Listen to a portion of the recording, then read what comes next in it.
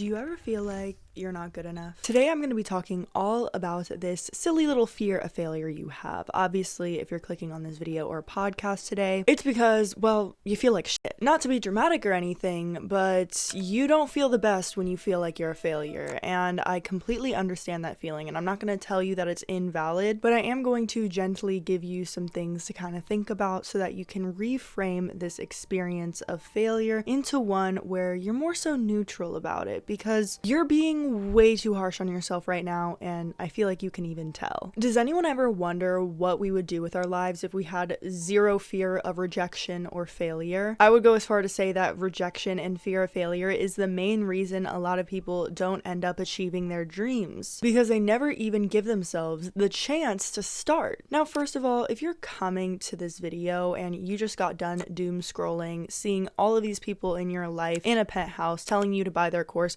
detach from that. Okay, because first of all, social media isn't real, and oftentimes we'll compare ourselves to other people's perceived successes in order to kind of devalue our own. And it's not all the way your fault. Humans are naturally competitive creatures, so when we see other people do what we want to do, we can have this tinge of jealousy or just feeling like we're not doing enough that can make us feel this sense of urgency that we got to get everything done right at the second. Release that need to get everything done right now, because you are enough right where you're at. And these feelings coming up are meant to teach you something. They are not meant to hurt you. What you are feeling right now is a rejection wound. You feel rejected or perceived rejection either from yourself or the world around you, to where you feel like you're being looked down upon, or essentially that you aren't worth as much as you thought you were. This concept that other people who succeed or have certain material things that you don't have are worth more than you is a fallacy. When we all die,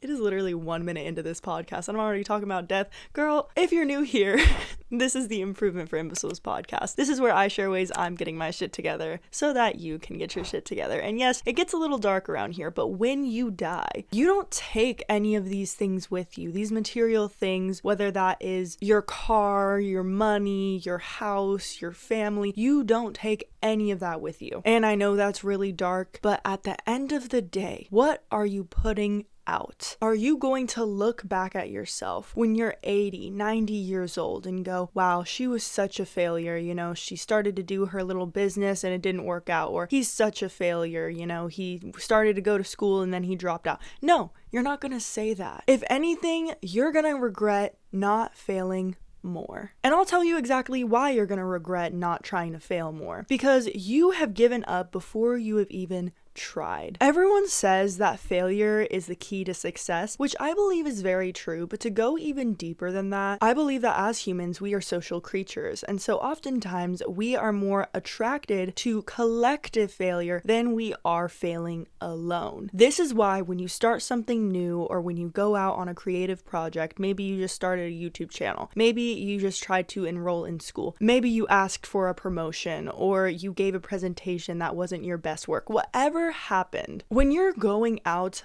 alone, that is what scares us more than collective failure. And what do I mean by collective failure? Something that is very common in your early 20s is party culture. So everyone goes and they party. I'm in no way saying that partying is bad, because I've definitely had my fair share of fun, and I also still do. You know, I think it's important to celebrate once in a while, especially if you have an achievement coming up or you'd like to meet new friends. However, I do believe that party culture can be a little bit toxic, especially when it comes to colleges. I remember going to my first college party, and this story relates to what I'm about to say, so it's gonna be me talking for a bit and then I'll bring it back around. So I went to my first college party, and I remember I just didn't want to drink that night. Not only was I under 21, don't clock me YouTube, but I just didn't feel like drinking that night because I was a lot more anxious. But I remember when people would ask me if, you know, I wanted a shot, it would be like this collective disappointment when I didn't. didn't. I was somehow the Debbie Downer, and that was very weird to me because, to be honest, my personal choice not to do something that night doesn't mean I won't in another night, or doesn't mean that you can't still have a fun time. But oftentimes when people are engaging in activities that they know don't serve their highest good, they have to do it collectively in order to feel good about it. And now, I'm not talking about celebration, because I do think that once in a while, if you celebrate, that's completely fine. But party culture, where you party every single weekend, can feel really, really good in the moment. You'll have a group of people around you. They'll care about you. You'll develop these strong connections. But the second that you stop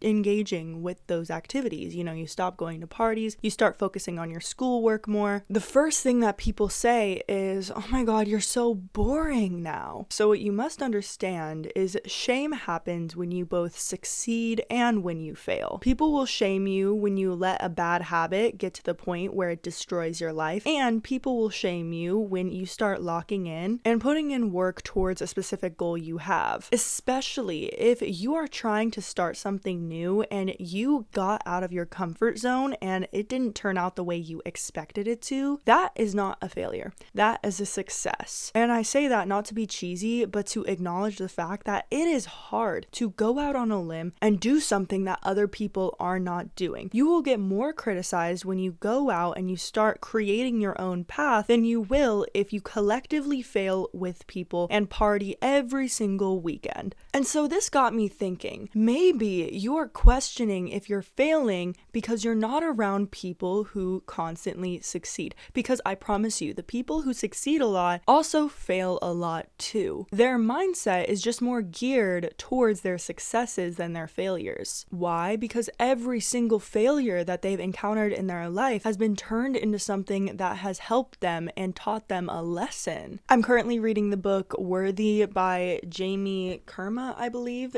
She's the founder of It Cosmetics, and the entire book goes into this idea of self-worth. But this is what I really wanted to share from this book because it gave me a lot of insight. So the process, the 4 R's to transcending rejection. This is what's going to help you actually get out of this freeze state where you feel so scared to fail and you feel so scared of rejection that you are constantly turning the knife on yourself. Step number 1 is to reveal. Identify your current definitions of what rejection is and failure is. Give specifics. I want you to get out a piece of paper and just start writing this down. You can even go ahead and talk about the times where you talk yourself out of something before even trying. What often blocks you? Write those specific people too, because if it's a group of people that you are scared of their judgment, it's important to identify why. Because oftentimes we try to invalidate the emotion we're feeling without actually digging into the reason why we care about these people's opinions. It is okay to care.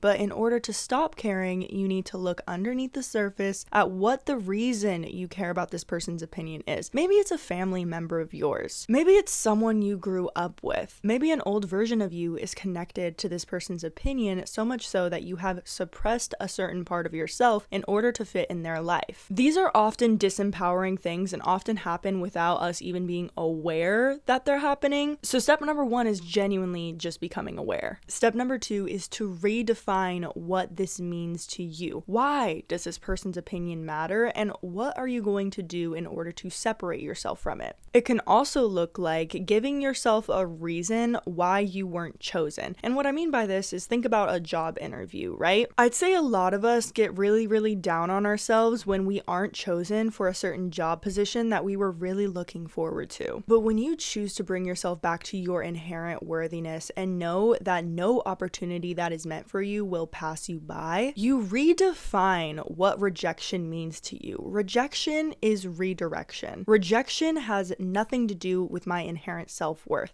Even if you said something in an interview that you know you shouldn't have said, it's a learning moment because you'll never make that mistake again. Like, could you imagine how chaotic it would be if we walked around life never being rejected by anything? You might think, yeah, that sounds great, but honestly, no. We would get ourselves caught up in situations that we never were supposed to be in. We would meet people that would derail our entire life and cause us so much self-doubt and get in the way of our true purpose in life. Insight comes with distance. And what I mean by that is when something is super, super close to you, you're not going to be able to see it clearly. Literally think about the situation being like right between your nose. You literally have to cross your eyes in order to look at it, and it's still a little bit distorted. But when you zoom out on a situation so that it's in sight but not out of reach, you create distance between you and what's going on. That is when you have realizations. That is when you find your worth.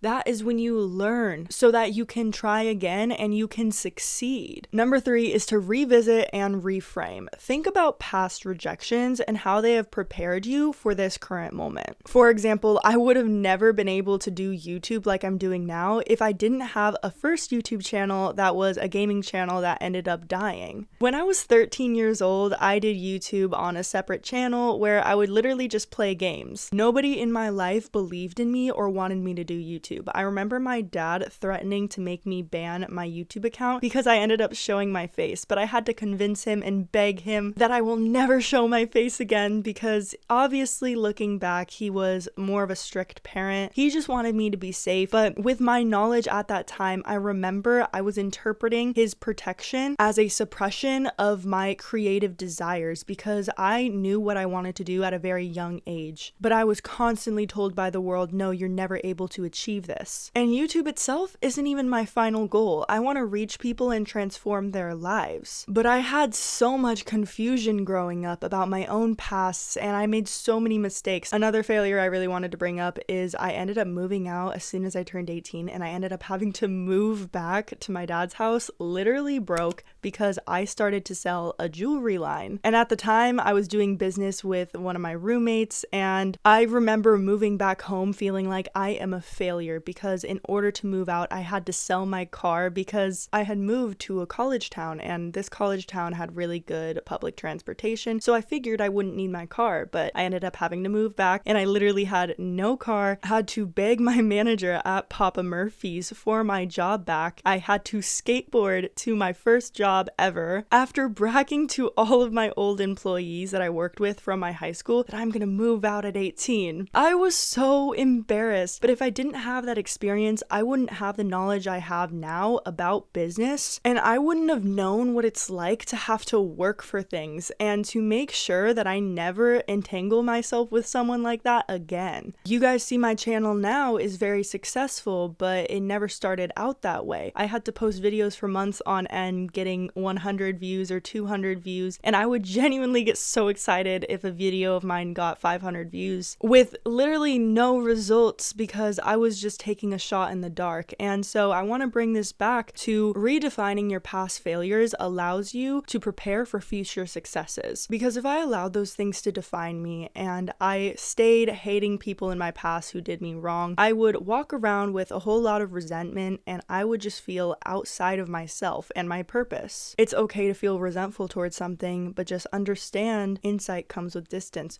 Reflect on your past failures and how they have led you to this point now. Step number 4 is to revel in the future rejections that you'll face. Recognize that you are going to face rejection again. You are going to fail again. It is literally a part of life. Instead of fixating on when those failures are going to come, learning how to detach yourself from outcome and understanding that you are inherently worthy whether you achieve this thing or whether you don't will allow you to maintain a higher sense of purpose. A quote I saw earlier this week is, "You don't rise to your goals, you fall to the level of your systems." And I believe that's so true in the sense of the systems in your life can play a big role to whether you fail or not, but also the rewards in your life. Sometimes you're interpreting your actions as a failure because you're not giving yourself a respectable reward for the efforts that you do. You've become a dopamine junkie. When you actually start taking steps forward and you stop needing short-term gratification, you begin to have more of a purpose in your life, and it's not going to feel as satisfying at the beginning. Another personal experience that really shaped my idea of rejection is actually when I competed in my first pageant last year. The way I got involved in this pageant was, in my opinion, very divinely guided, and I met so many amazing women, especially my best friend who ended up being the queen of that pageant. But I specifically remember making all of these videos for social media and really involving myself in the community, and I remember there was a social media award, and so my best friend friend Kenzie wins the pageant, and she also wins the social media award. And I specifically remember we were both very confused about that because the videos that I made with her to kind of like promote the pageant were posted to her feed because she had more followers. And so the directors were saying it wasn't going to be based on followers, it was going to be based on whoever put the most effort in. And I specifically remember this like intense feeling of rejection that I had because I put so much effort into this pageant. And so the reason I'm saying this story, if anyone is watching this who's in my personal life, I have no resentment towards this, but I had to work through it with myself because I realized that I sometimes do things with expectation that people are going to see my value in return. And when that doesn't happen, I shut down and I immediately like distance myself and I won't really say anything. And I know that's like a very unhealthy way to view it, but I have a disorganized attachment style. Your attachment style can really go into those things, but to stay on track, the one thing I did that helped me with this rejection is understanding that it's God's protection. This thing wasn't meant to be in my life. This experience wasn't made for me. I was meant to continue on my own path, and that is okay. When you are brave and you show up every single day for yourself, despite the fact that you feel like a failure, you'll start to realize all the ways in which you are already a success. Sometimes it's not about doing more, it's about recognizing that what you're currently doing is already enough and that you are enough. Another part of this book that really resonated with me was picture God saying, "You weren't rejected. I hid your value from them because they're not assigned to your destiny." Sometimes God knows what we don't know. And for anyone who believes in God out there, that just really spoke to me personally.